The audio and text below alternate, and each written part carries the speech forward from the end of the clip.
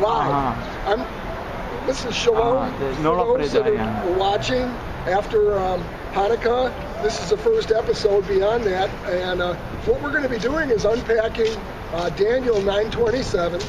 And that's, you can find that in your Old Testament someplace. It's in the Tanakh. It's not the Torah, it's the Tanakh. He's a prophet. And his word is the truth, and that's why we accept it for what it is. And then what happens is, chapter 9, verse 27, is that there's a covenant, and for those that watched the first segment of this thing, 70 nations agreeing to this covenant. It was a peace treaty amongst the many.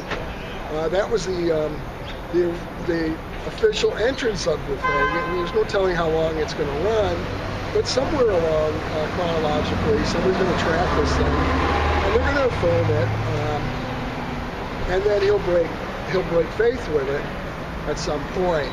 He'll become a Judas to the cause. Whatever's going on there. And we're going to talk a little bit about that in a subsequent video about Judas and whatever his motivations were, because it's important for the YouTube audience to know that there's some truth out there. People are looking for truth. They're running to religions in all kinds of directions because they just don't know. They don't have the answers, and guess what? The angry side of God is not something you want to run into. We know something called positive salvation in the Christianity faith. I call him Yeshua, you can call him Jesus, you can call him the Lord of Glory, you can call him the Messiah.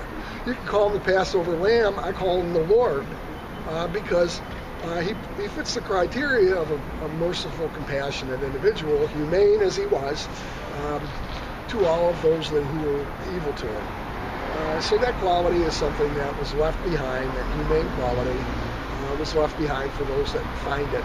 But Daniel 9:27 is kind of like the arm of man trying to do this thing without the assistance of God.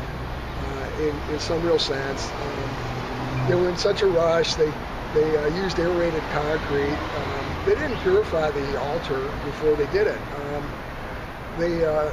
Just a couple of things wrong with it. They're looking for the ashes of the red heifer. They know they need those.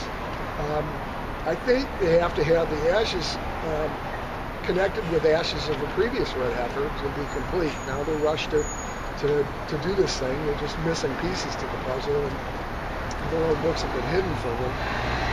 So they do this thing, and it's a mess because they used aerated concrete as a circumvention around the fact that blood would go on the altar. They didn't consecrate the altar with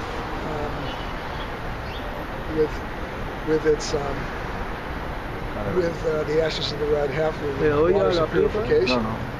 So it's already a defiled altar.